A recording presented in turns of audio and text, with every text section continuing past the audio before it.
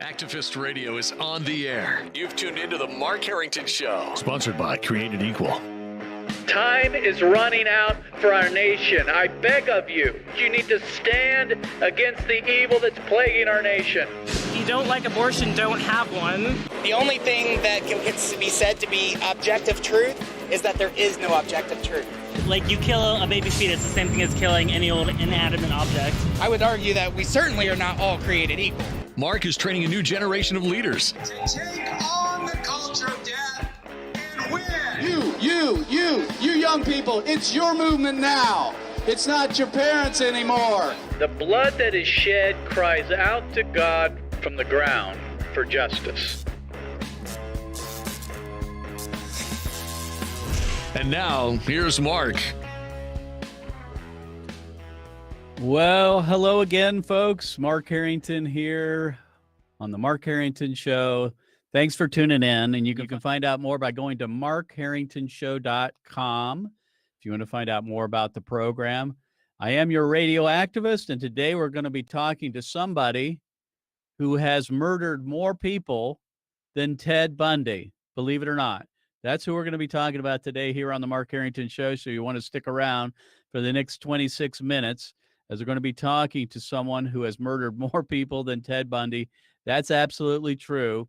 And we're going to be talking about her journey from being an abortionist to being a pro-life advocate and working with the Lozier Institute.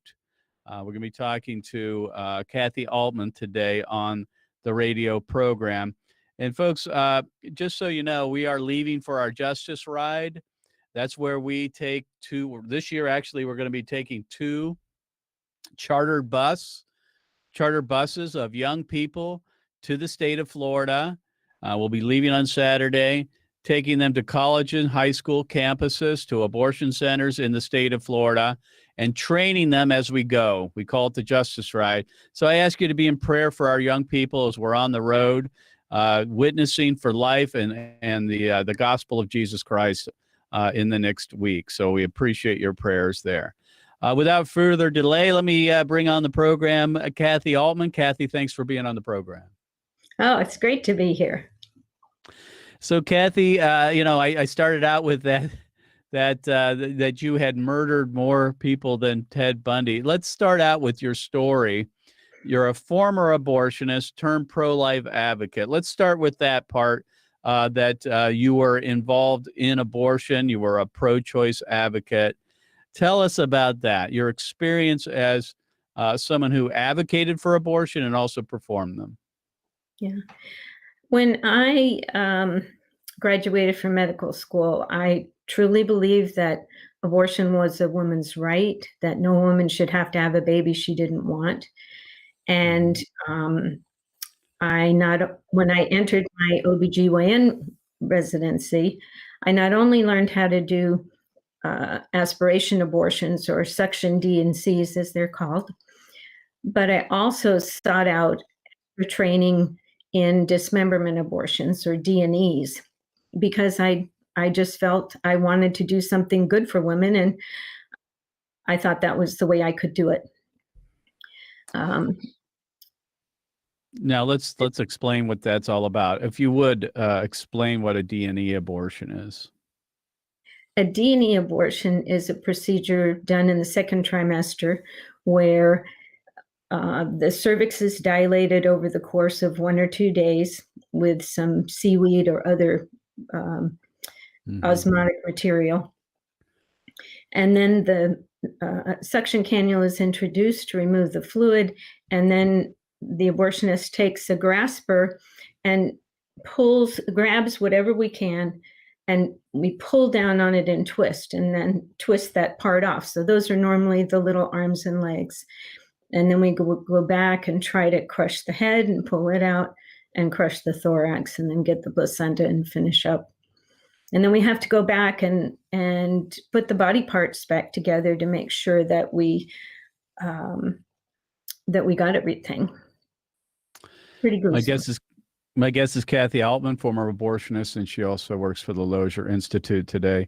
Kathi, we were, I mentioned that you've murdered more people than Ted Bundy. That's not an overstatement. That's true. A lot of people would just think, how in the world, I mean, from our perspective now and yours, how could you advocate for this for so many years? How could you do it? How do abortionists do this every day? You talk about tearing limbs off of human beings. How is that? How did that happen? Actually, 85% of OBGYNs do not do abortions, and that's why, because that's it's a very difficult thing. There aren't very many people that continue to do abortions, especially not later abortions, because it is difficult. Everybody else can think of it sort of as a black box, but the person doing the abortion has to reconstruct the body and deal with those body parts. I think what happens is, though, in medical school, we learn how to compartmentalize, because so many times we do things that hurt people, and one has to be able to justify that. And so you put it in little places in your brain, separate them so that you're able to do that kind of thing. And I think it sets one up for the ability to do an abortion even. And our culture has indoctrinated us that this is the right thing to do. This is a good thing. They've totally reversed it. Now, you not only were an abortionist, and you worked for for Planned Parenthood, the medical director of Planned Parenthood in Jacksonville from 1981 to 1983, but you were an advocate. I mean, you were a pro-choice advocate, and you got that from college, I assume, at the University of Florida. Is that where you learned to become an activist for abortion?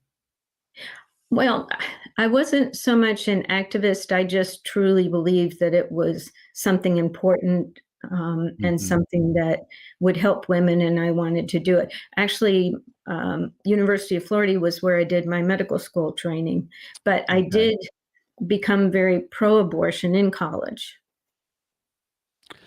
Kathi Aultman's my guest today. Go to lozierinstitute.org to find out more, or .com. Is it .org or .com? Probably both. I'm not sure. Okay. So let's make this switch here. What happened to turn you from abortionist, performing abortions, committing abortions, to a pro-life advocate? What happened in your life to make that? I think probably the main thing was that I had a baby. And during that time, I made that baby fetus connection. Now, I continued to do abortions even when I was pregnant and thought nothing of it. But somehow when I returned to the clinic to work afterwards, I ran into some patients that just completely turned me off. And I decided that a baby just not being wanted was not enough rationale for me to kill it. How many abortions did you perform? I really don't know, and I think I've blocked it, but probably somewhere around 500 to 1,000. So you truly did murder more people than Ted Bundy. When you say that, it's true. Several hundred abortionists. Kathi Aultman's my guest today on the Mark Harrington Show. Folks, if you'd like to become, or at least train yourself to be prolific in the pro-life position, we're going to be giving away this book today. This is a book by my good friend and colleague, Scott Klusendorf, The Case for Life. If you give $50 to our organization, we will send you this book as part of that gift. So if you go to markharringtonshow.com, that's markharringtonshow.com, click on the donate link, give $50, we'll send you this book, The Case for Life, from Scott Klusendorf, Equipping Christians to Engage the Culture.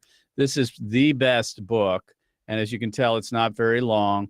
Goes through the basics and gives you a pretty good understanding of the pro-life position, and equips you to debate with people wherever you go on The Case for Life. So if you want to go to markharringtonshow.com, you can click on the donate link and give $50, and we'll send you this book. So Kathi, let's move to your conversion, what took place there, and then what you've been doing since. So what was the thing that converted you over other than, you had the baby? What did you do? I mean, you could have just quit, right? A lot of people, abortionists, just quit and they just no longer perform abortions. They don't become pro-life advocates like you.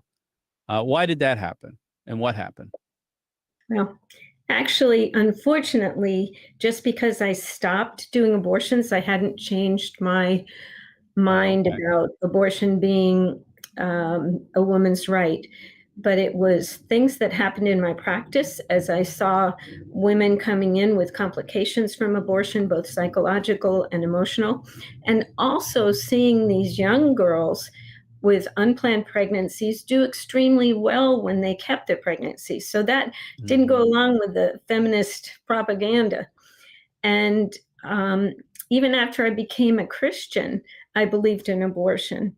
But one of my Christian friends, after our relationship, I trusted that. After I trusted that person, he said, "Kathi, I know you feel strongly about abortion, but would you read this article?" And it was an article that compared abortion to the Holocaust. And my father had been one of the people who had gone into the first concentration camp that was liberated. He was with that group when they went in. And so I grew up with all those stories. So it hit me like a ton of bricks. And that was when Ted Bundy was in jail, and that was all in the news. And I thought, oh my gosh, I've killed a lot more people than he has. It was devastating. I never thought of myself as a mass murderer before. Wow. So you gave your life to Jesus Christ, but that did not instantly change your position on abortion, which is understandable, until someone came along and shared the truth about obviously you knew what abortion did. Mm-hmm. So was it your conversion to Christ, you think, that really catapulted you into that frame of mind that you were considering?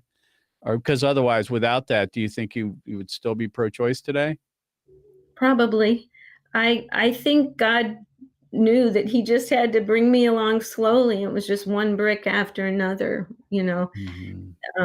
dismantling that wall. And finally, I was able to see the light, but I'm sure it was God that opened my eyes.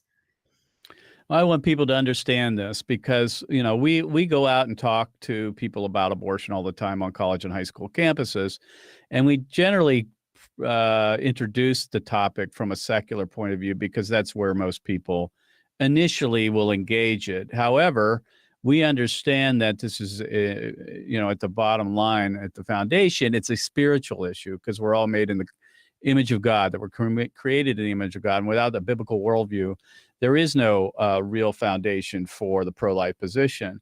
And so we often share the gospel. And I feel that's hugely important in the conversion process. Someone can change their mind from pro-abortion to pro-life, but in order for us to complete the deal and for them to completely have the full conversion necessary, they need to accept Jesus Christ as Savior. So obviously that is probably the thing, and correct me if I'm wrong, that propelled you into doing what you're doing now, which is advocating for life. Yeah. I prayed about it. I had to get some prayer and healing first, and that's very important for anyone who's even had an abortion. But after that, I just said, God, what do you want me to do? And all I did was answer an email. An email came asking asking for people who would be willing to go to Washington and testify on partial birth abortion, which even when I was an abortionist, I thought was murder. I didn't know how they weren't arrested for that one. But all I did was answer an email, and God took it from there. And when was that? That was about 20 years ago. Okay, so the partial birth abortion ban was passed, I think, in the mid 2000s. But of course, the debate began in the Bill Clinton years. Since that time, you have testified on behalf of different pieces of legislation around the country. Obviously, as a former abortionist, your testimony is powerful. You're able to describe what you did to people, to legislators. I want to talk about that a little bit. We first met in 2019 at the one of the hearings that our Ohio heartbeat bill here in Columbus. That's when we first met, and you testified on behalf of the heartbeat bill. And, I support the heartbeat bill. You support the heartbeat bill. There have been 11 now that have passed state legislatures around the country. They are moving throughout the country. There are 29 total that have been introduced in state legislatures. So this is really a huge move of the Lord, I believe, to bring awareness. What are your thoughts on the heartbeat bill? When you've testified, read your testimony, what are your thoughts on the bill? And then I want to ask you about the enforcement of it. Well, I think it's a good bill. Obviously, I would love for there to be no abortions, but it's difficult scientifically to pick a point. And the heart, when the heart starts beating, that's a very definable point that can be fairly easily determined. So I think that was the rationale for the bill, and I think it's a good one. Right, because people universally attribute a heartbeat with life. That doesn't mean that's the beginning of life, but it certainly communicates the presence of life, and that's the heartbeat. We don't believe that that's where we should stop and end abortion there. We need to end all abortions beginning at fertilization. The question I have from my mailbag, I often get questions about the heartbeat bill. Some people believe that it doesn't go far enough, which I would agree it doesn't, but we're working towards that. Others would say that it's not enforceable. And I want to read, this is testimony from an ultrasound technician. She was actually testifying the day that you testified, claiming to be, she's anti-abortion, but she thinks that the heartbeat bill is not enforceable. And she said this, and I'll quote, and then I'd like you to comment. She said, as someone who has operated an ultrasound machine for many years, she's an ultrasound tech, the machine only takes pictures of what I tell it to. It is a 100% operator dependent. I can choose not to see a heartbeat, even if there is one. The machine can easily be manipulated. That is the problem of keeping abortion legally protected. It's trusting murderers to tell the truth. I think it's a decent point. You're familiar with this, obviously. You know how it works. How do you respond to the claim that if we are going to give the ability, or the abortionist is going to be the one to detect the heartbeat, what's going to stop them from just simply not detecting it and going ahead and performing the abortion? Well, it is a problem, and that's a problem with enforcement of any law. But he Right. still has clinic staff that are there, and Mm-hmm. and once that abortion's done, and the tissue, you see the tissue.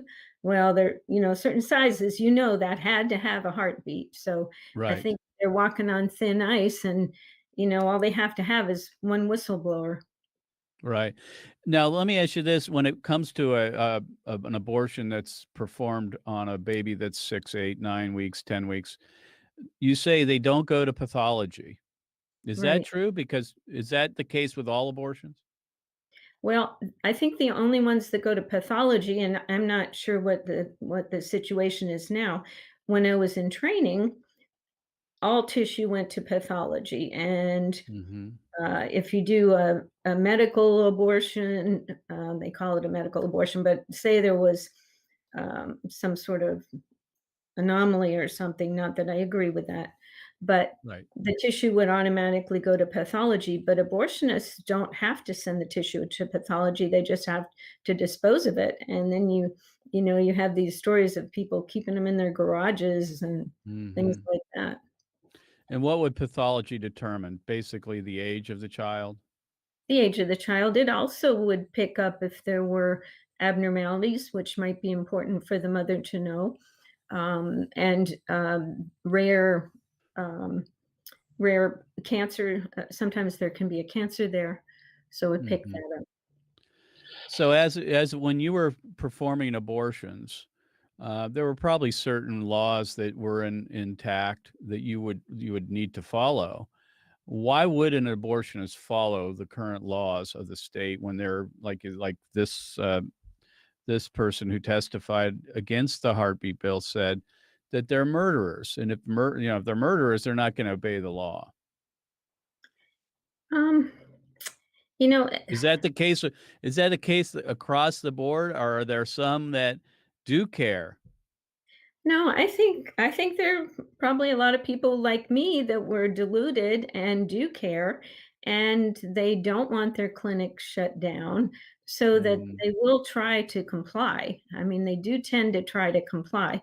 Now you've got outliers who, will try to get away with anything, but Right. And I obviously there's probably a good percent that probably are like that, because in many respects, and I don't mean to say this disparagingly, but abortion really is the lower rung of medicine, if you want to call it that. I mean, and I don't mean to say that in many respects. I mean, obviously you got a medical degree from the University of Florida, very credentialed, but a lot of the abortionists are not those types of people. I mean, they're doing this, and they're in a shoddy business to begin with, and they're sloppy. Not all. I mean, I think at Planned Parenthood you probably have a higher standard than most places.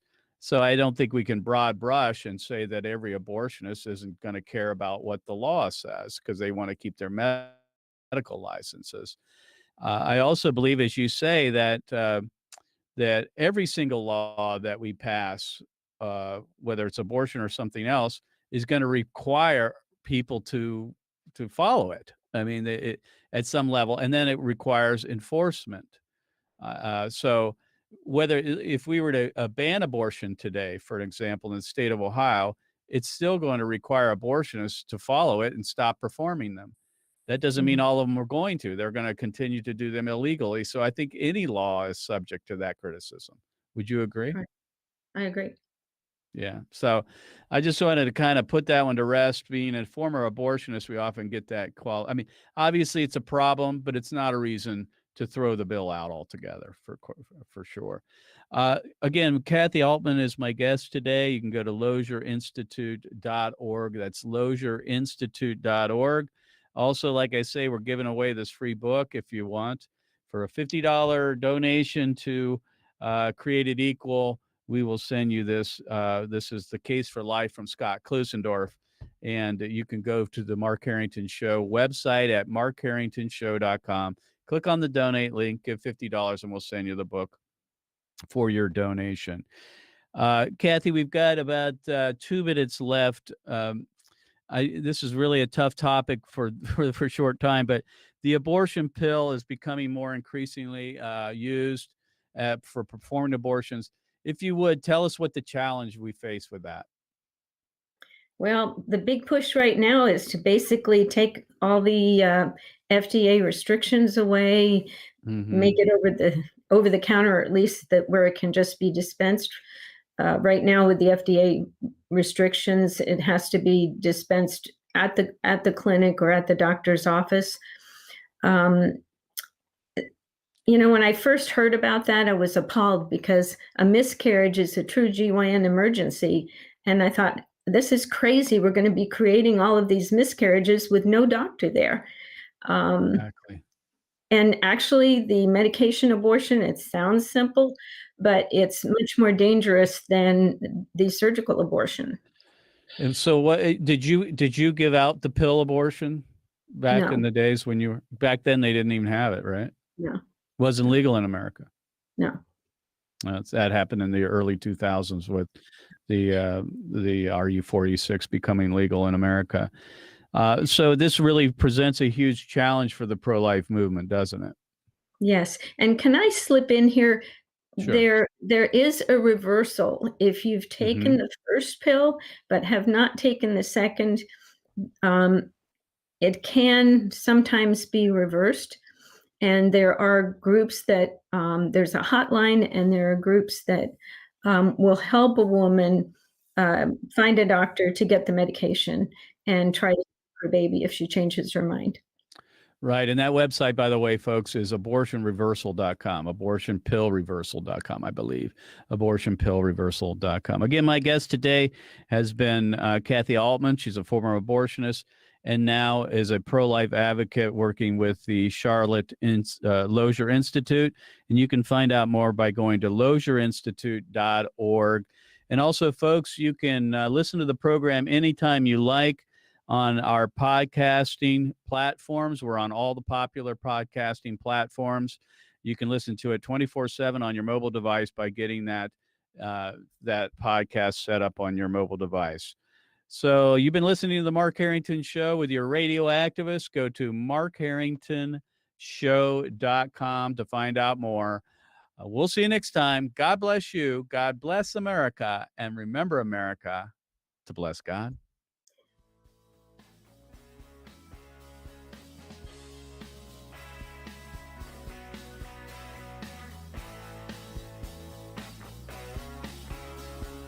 You've been listening to Mark Harrington, your radio activist. For more information on how to become a witness against the evil plague in America, call Created Equal at 614-269-7808. That's 614-269-7808. Or go online to createdequal.net. Createdequal.net. Be sure to tune to the Mark Harrington Show next time for your marching orders in the culture war.